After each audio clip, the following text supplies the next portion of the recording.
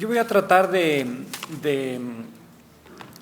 situar el ciclo de movilización y crisis democrática de la región a la luz de un intento vamos a decir, de recuperar los debates de la sociología política histórica que intentan periodizar las dinámicas políticas en la región, sobre todo a partir del retorno democrático, para tratar de observar que lo que está pasando, sobre todo en los países andinos, corresponde a un momento particular cuya definición, cuya comprensión, cuyo anclaje en la dinámica histórica de la región todavía está por resolverse.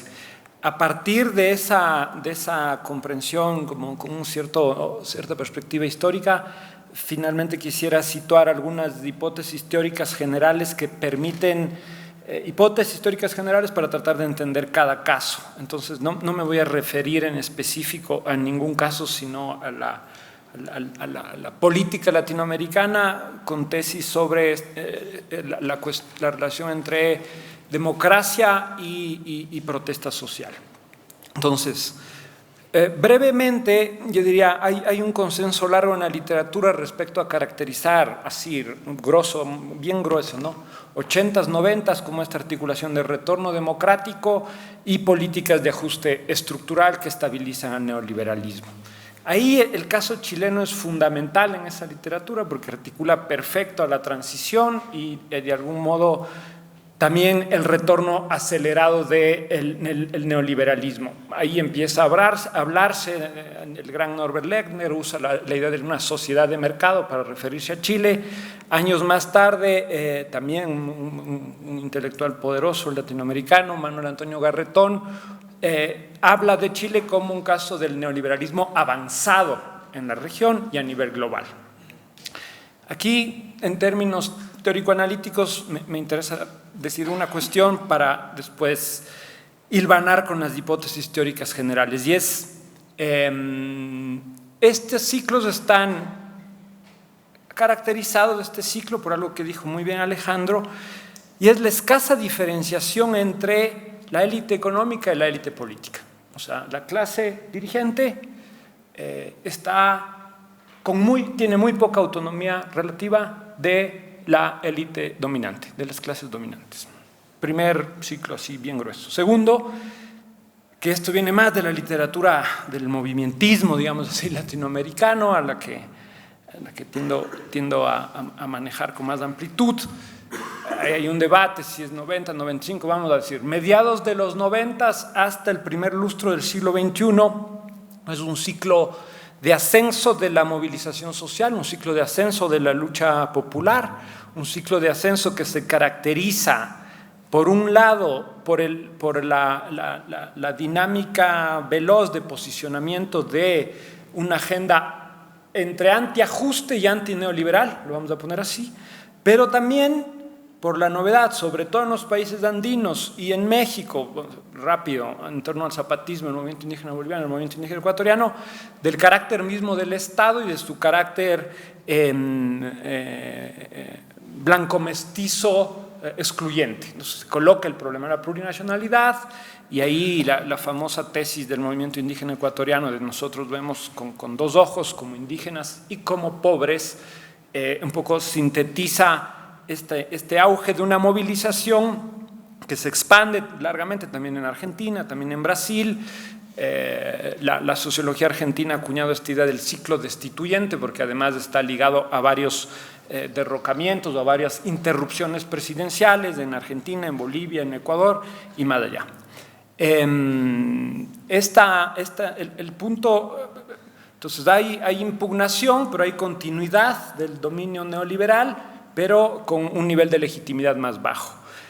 Quizás de este punto, vamos a poner así como fechas como simbólicas importantes, la derrota del ALCA en 2004 en la cumbre de Mar del Plata, que ya articula la movilización social que venía de los 90 con los nuevos gobiernos progresistas que acababan de instalarse en el poder, concretamente sobre todo Lula en 2000-2003, todavía no había Evo, Correa ni nada, pero Lula, ya estaba Néstor Kirchner y estaba Chávez por ahí, que todavía no se sabía exactamente cuál era su rumbo.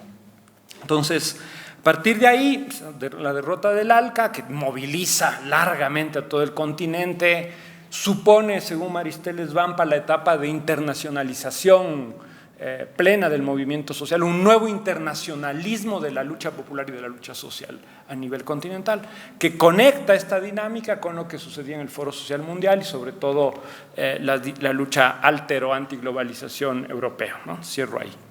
Una tercera etapa que ya es siglo XXI, la literatura ha proliferado largamente y sigue creciendo, que tiene que ver con voy a citar, ciclo progresista, ciclo de izquierda, ciclo populista, ciclo neodesarrollista, ciclo la marea roja, la marea rosada, sigo, la izquierda vegetariana, la izquierda carnívora, lo que ustedes quieran. Entonces, ahí hay una literatura enorme. Me interesa aquí destacar dos cosas, y es que efectivamente se pone en crisis el núcleo duro de las políticas del consenso de Washington. Personalmente, en mis trabajos, yo he retomado esta noción de postneoliberalismo, que considera que se abrió un momento no tanto de superación plena del neoliberalismo, pero sí de discontinuidad en torno a un conjunto de luchas. El postneoliberalismo, si quieren, incluye el neoliberalismo. Podemos hablar de esto después. Pero, en torno otra vez a las hipótesis que quiero colocar después, este ciclo está caracterizado por una separación más nítida entre las élites económicas y la clase dirigente, entre la economía y la política. Y si quieren ustedes de ahí, un punto así muy alto, Evo Morales, así como decía hace un momento que Chile sintetizaba esa primera fase, esta Evo sintetiza claramente algo que el propio Luis Tapia después, para caracterizar Bolivia, y que algunos hemos retomado para caracterizar la región, definimos como una suerte de coyuntura de autonomía relativa del Estado, que tiene que ver, entre otras cosas, no solo con el conjunto de políticas públicas que se disparan para desacomodar el núcleo duro de las políticas del consenso, sino con el tipo de relaciones que se establecen en torno a estas élites económicas, clase política, élites económicas, clase política, clase dirigente. Hay un desacomodo de estos órdenes de poder durante el ciclo populista, postneoliberal, progresista, como fuere, que además supone una cierta configuración de procesos regionales de tipo de presidencialismo voluntarista regional, que producen tal cosa como UNASUR. Y esto es importante, entre otras cosas, para ver la escasa capacidad de respuesta que tuvo la región sobre el caso boliviano en estos días.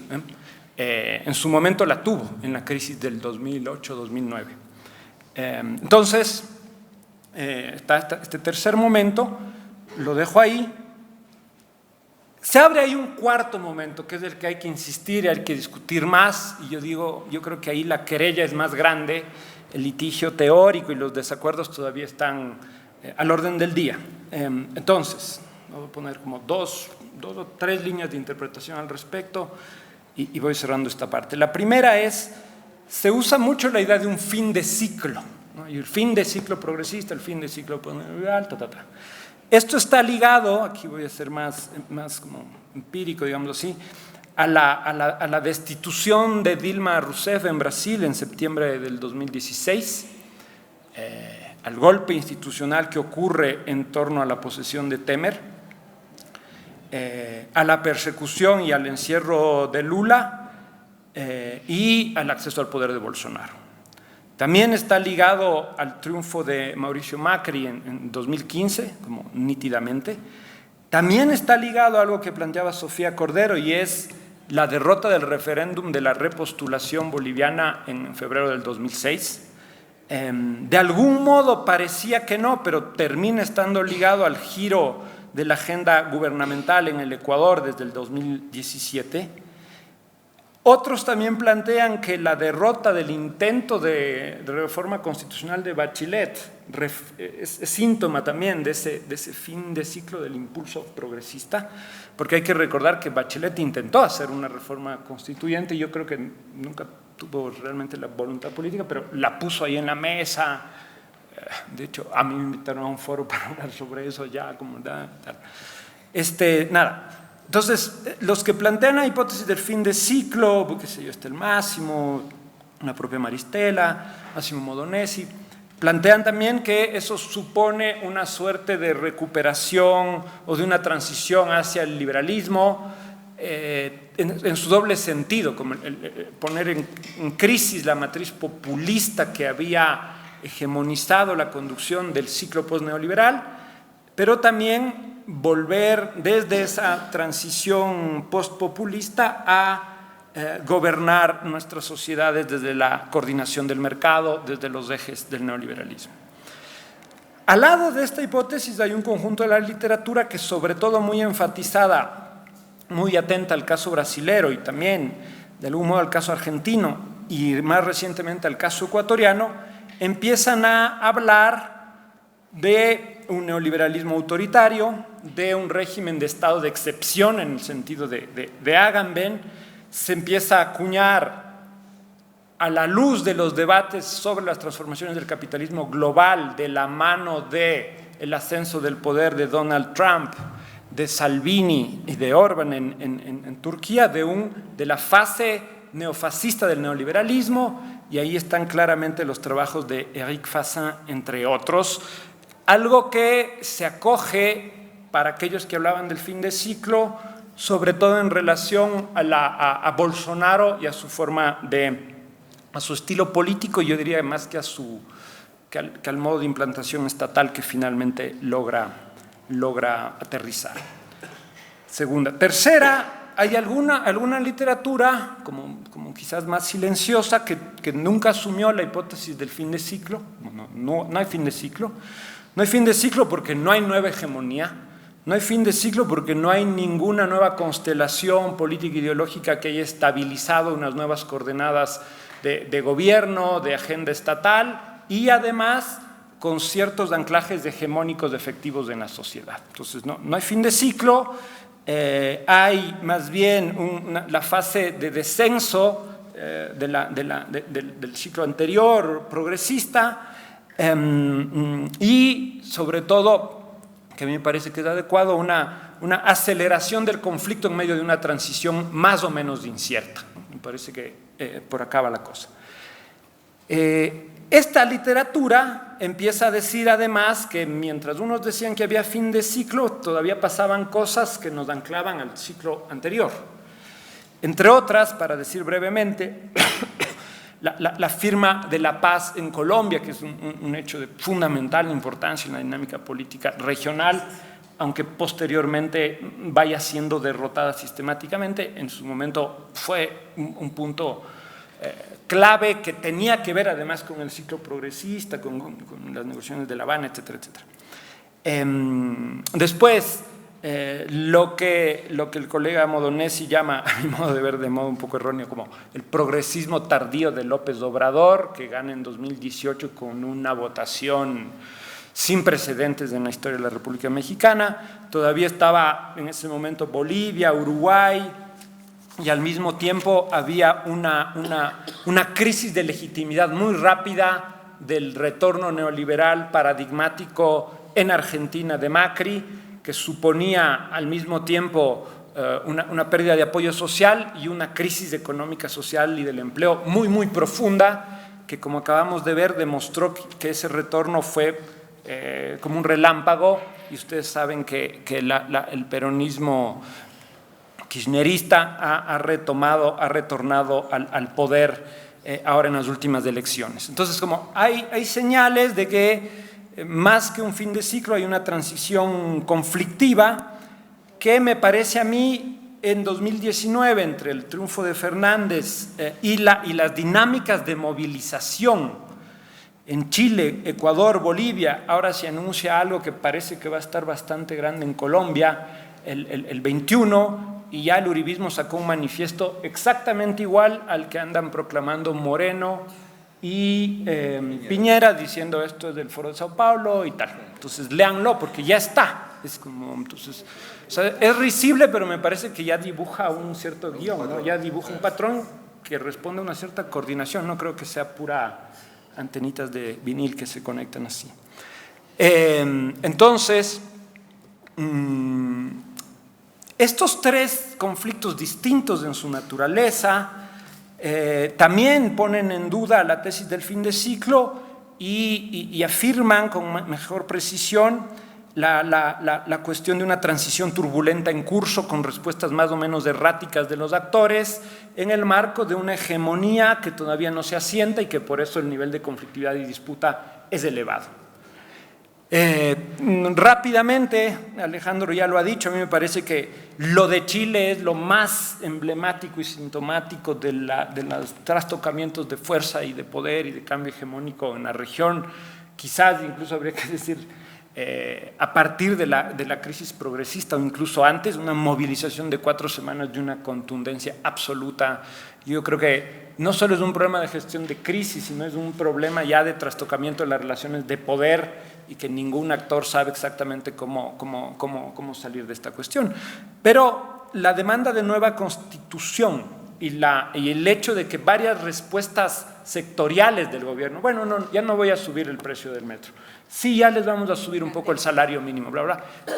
Nada frena la movilización. Entonces, una impugnación total al sistema que asume un carácter general que todavía está por resolverse, ¿no? Ya ayer, me corriges Alejandro, ayer vi Piñera dijo, vamos a ir a Congreso Constituyente, no a Asamblea Constituyente, con plebiscito. Entonces, yo no sé si eso es un paso adelante, si sigue manteniéndose en la tesis de hace una semana, pero bueno, ahí está la idea de va a haber algún cambio constitucional bien controlado por las élites. Eso es lo que entiendo yo cuando dice Congreso y no Asamblea. Lo que pasa es que eso lo anunció el domingo, lo ratificó ayer, pero entre el domingo y ayer la oposición se organizó política y le dijo, no, ojo, la gente lo que está diciendo es que a eso me otra refiero. cosa. A eso me refiero, que como que hay varias respuestas del poder y no. Ya, entonces a esto me refiero. En Ecuador la movilización tiene que ver básicamente con esta transformación, el neoliberalismo por sorpresa de Susan Stokes, un programa no votado en las urnas, un acuerdo con el fondo que, como decía Valeria, no pasa ni por la Corte Constitucional ni por el Congreso, que no es sujeto a ningún pedazo del diálogo nacional convocado por Lenin Moreno y que cada vez se conduce bajo el predominio de la élite empresarial y bajo una captura directa de esta agenda por su parte, mientras se aceleran las respuestas represivas, los presos políticos y el lawfare del que se hablaba para el caso brasilero. En el caso de Bolivia, claramente la oposición de corte más fascistoide hegemoniza sobre la oposición democrática contraria a la repostulación de Evo Morales. Cada vez que hay intentos de repostulación, la región tiembla. Fracasó en Ecuador, fracasó en Venezuela, fracasó en Bolivia. Eso es clarísimo. Una cosa, sin embargo, es decir esto y otra es asumir que la transición como tal en Bolivia ya ha tenido algún carácter democrático. Es un golpe cívico-policial avalado por los militares y que genera una transición civil del todo espuria, cuyo desenlace puede ser de mayor conflicto y de belicosidad.